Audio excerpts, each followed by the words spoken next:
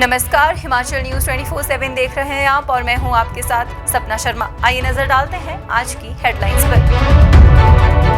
भारतीय सेना के शौर्य, बलिदान और सम्मान को जन जन तक पहुंचाने के लिए कांग्रेस ने शिमला में किया जय हिंद सभा का आयोजन।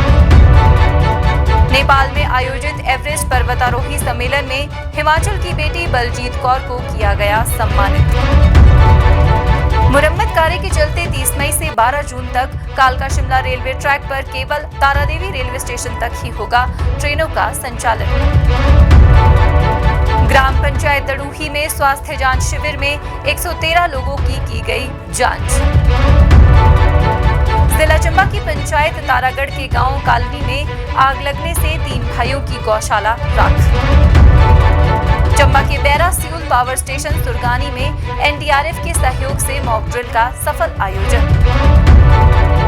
वनों को आगजनी की घटना से सुरक्षित रखने के उद्देश्य से चंबा में बाइक रैली के माध्यम से किया गया लोगों को जागरूक। जिला हमीरपुर के रंगस की महिलाएं बोली, झुग्गी झोपड़ियों में रह रहे प्रवासियों को तुरंत हटाए प्रशासन।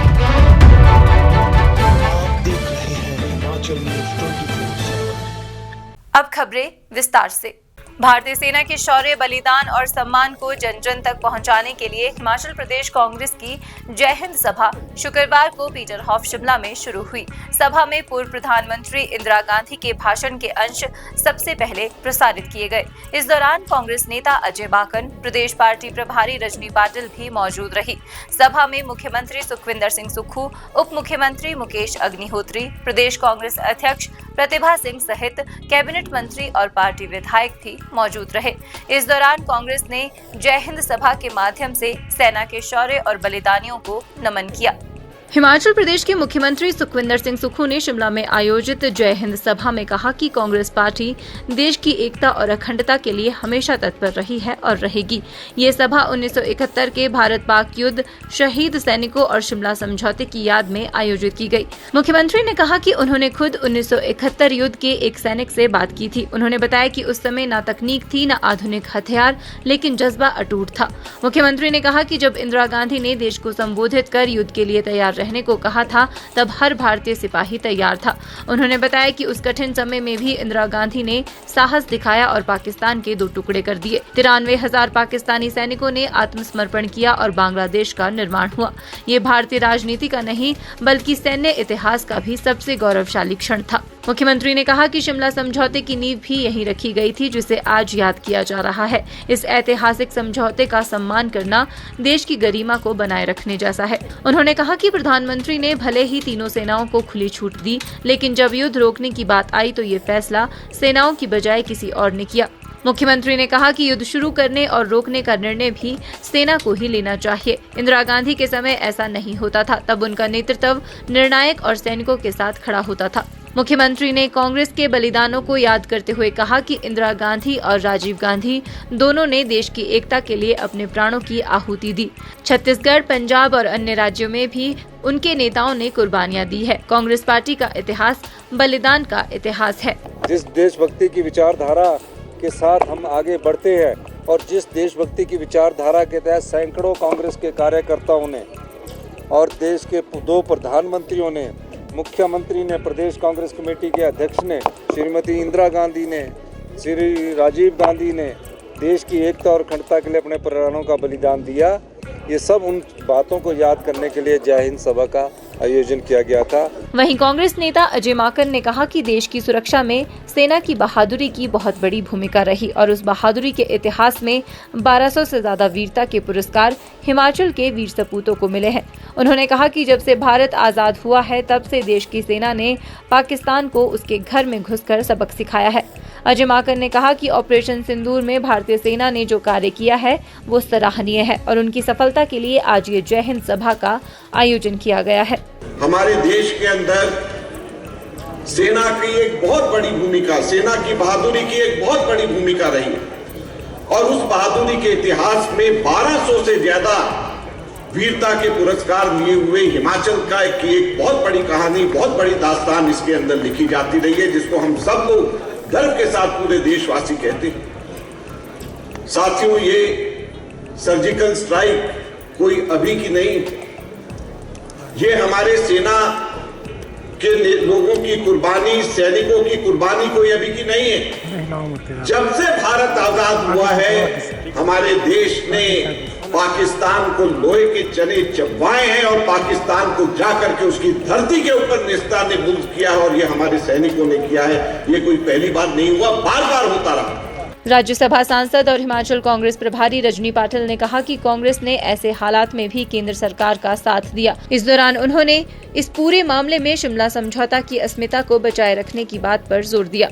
रजनी पाटिल ने कहा कि भाजपा ने सर्जिकल स्ट्राइक के नाम पर राजनीति की। कांग्रेस सरकार ने भी अपने कार्यकाल में सर्जिकल स्ट्राइक की, लेकिन कभी इस बारे में राजनीति नहीं की। भारत ने हमेशा ही पाकिस्तान को सबक सिखाने का काम किया है। इस घटनाक्रम में अमेरिका के हस्तक्षेप पर भी उन्होंने सवाल खड़े किए। ट्रंप साहब ने पहले आगे आके ये सीज फायर डिक्लेयर कर दिया, इसका हमें खेद है।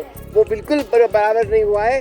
जो शिमला समझौता है उसके विपरीत हुआ है ये। और 2 दिन बाद में जैसे ही सीज फायर हुआ, उसके 2 दिन बाद में सो मोटो पाकिस्तान ने शिमला समझौते को खारिज कर दिया है। इसके लिए भी हम सवाल पूछना चाहते हैं कि अब देश में कोई पूछेगा नहीं उनको, विश्व में कोई पूछेगा नहीं उनको, आपने ऐसे कैसे किया।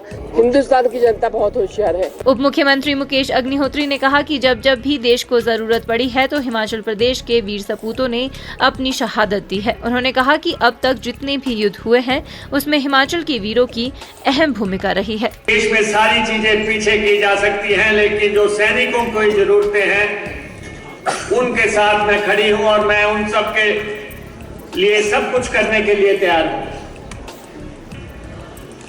और हमारी नेता ने पाकिस्तान के 2 टुकड़े किए, अलग से बांग्लादेश बनाया, और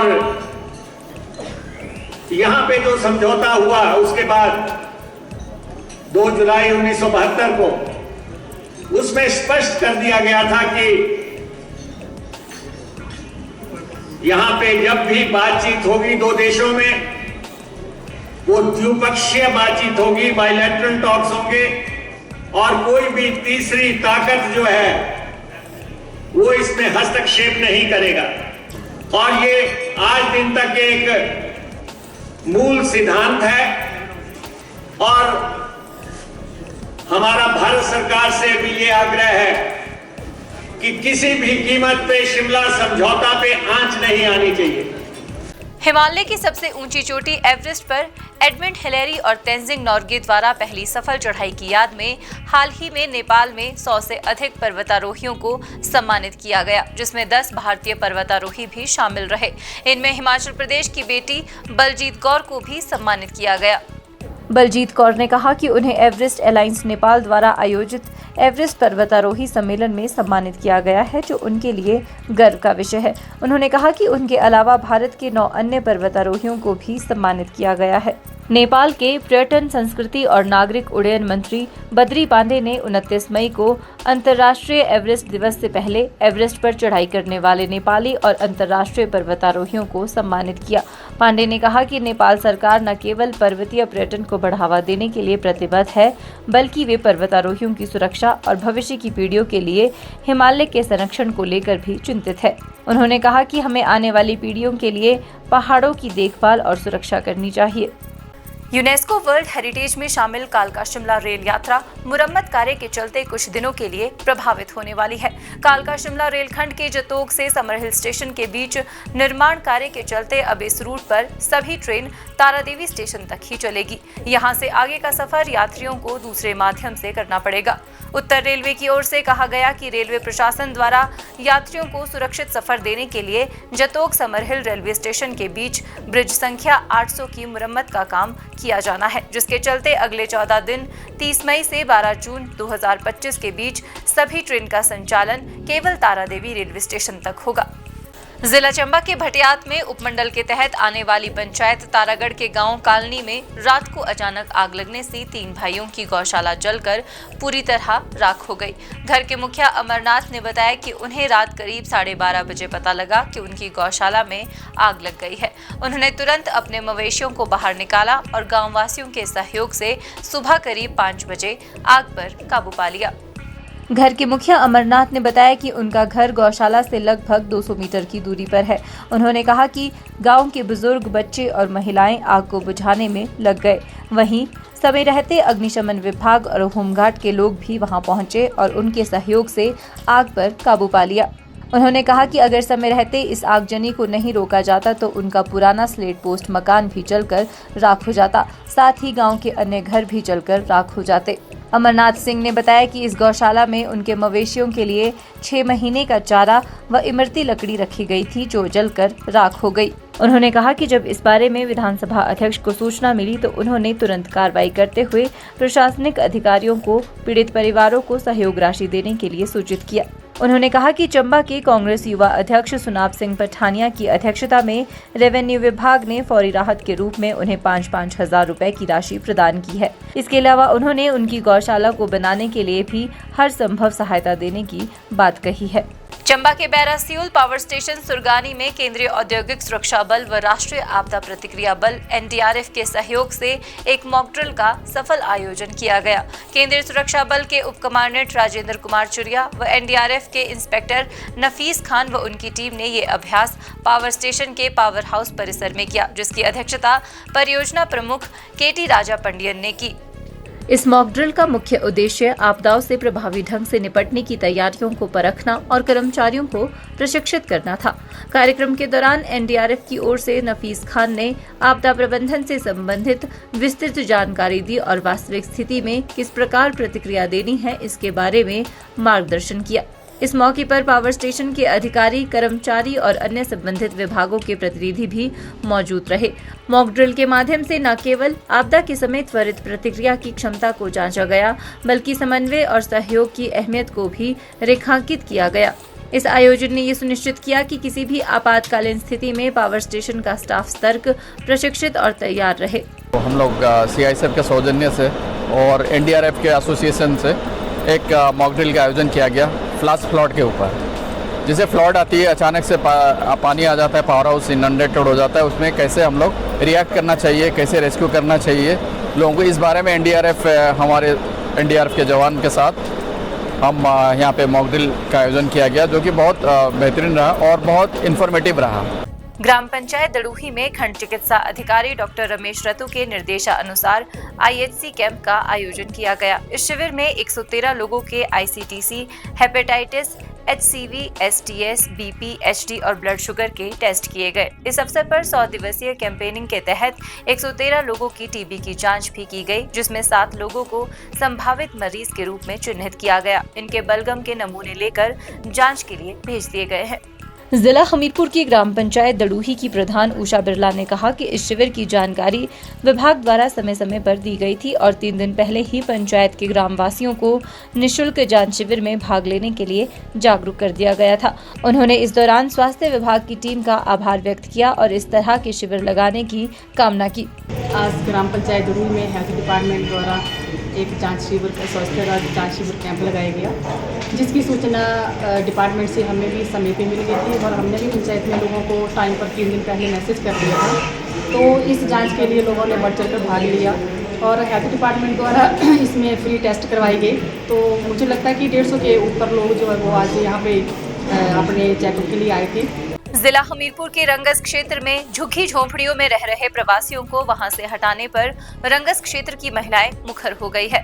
महिलाओं ने चेताया कि अगर प्रशासन द्वारा इन प्रवासियों को जल्द नहीं हटाया गया तो वे आंदोलन का रास्ता अख्तियार करने से पीछे नहीं हटेंगी, जिसकी जिम्मेदारी पुलिस प्रशासन की होगी। इसी कड़ी में शुक्रवार को करीब 1 दर्जन महिलाओं ने स्थानीय BDC संतोष कुमारी के नेतृत्व में SP को मांग पत्र भी सौंपा है।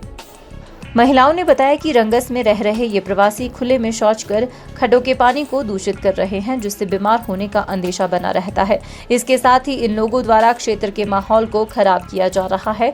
उनके द्वारा शोर शराबा, गाली गलौज किए जाने की वजह से बच्चों पर प्रतिकूल प्रभाव पड़ रहा है। महिलाओं ने बताया कि प्रवासी लोग इकट्ठे होकर स्थानीय लोगों को डरा धमका रहे हैं। बीते दिन भी एक प्रवासी द्वारा एक महिला की भैंस से कुकर्म किए जाने का मामला सामने आ चुका है, जिसकी शिकायत नादौन पुलिस को दी गई थी। इनकी हरकतों से स्थानीय लोग बेहद परेशान हो चुके हैं और खौफ के साए में रह रहे हैं। महिलाओं और लड़कियों के साथ कोई भी अप्रिय घटना होने का अंदेशा बना हुआ है। महिलाओं ने बताया कि अगर इस संदर्भ में जल्द ही कोई कार्रवाई नहीं की गई तो धरना प्रदर्शन और चक्का जाम किया जाएगा। वनों को आग लगने से बचाने और उनको कैसे सुरक्षित किया जाए, इसे लेकर चंबा में बाइक रैली का आयोजन किया गया। वन विभाग की ओर से निकाली गई रैली में सैकड़ों युवाओं ने बाइक में सवार होकर लोगों को जंगल सुरक्षित रखने के लिए जागरूक किया। वन विभाग की ओर से निकाली गई ये रैली करिया से शुरू हुई और करीब 10 किलोमीटर तक का सफर तय करते हुए चंबा के मुख्य बाजार से होती हुई वन विभाग के कार्यालय पहुंची। इस मौके पर चीफ कंजर्वेटर अधिकारी अभिलाष दामोदरन ने वनों को आग से कैसे सुरक्षित किया जा सकता है, इसकी जानकारी दी। उन्होंने बताया कि आजकल वनों में आगजनी होना शुरू हो चुका है और कई जगहों पर वनों में आगजनी की घटनाएं भी सामने आई है। ऐसे में इन घटनाओं से बचने के लिए लोगों को जागरूक किया जा रहा है। उन्होंने कहा कि इसके लिए वन विभाग द्वारा बाइक रैली का आयोजन किया गया ताकि लोग जागरूक हो सके। उन्होंने कहा कि आज समूचे जिले में वन विभाग द्वारा वनों में आग से होने वाले नुकसान के बारे में लोगों को जागरूक किया जा रहा है। आज के इस अंक में फिलहाल इतना ही। बने रहिए हिमाचल न्यूज़ 24/7 के साथ। आप देख रहे हैं हिमाचल न्यूज़ 24।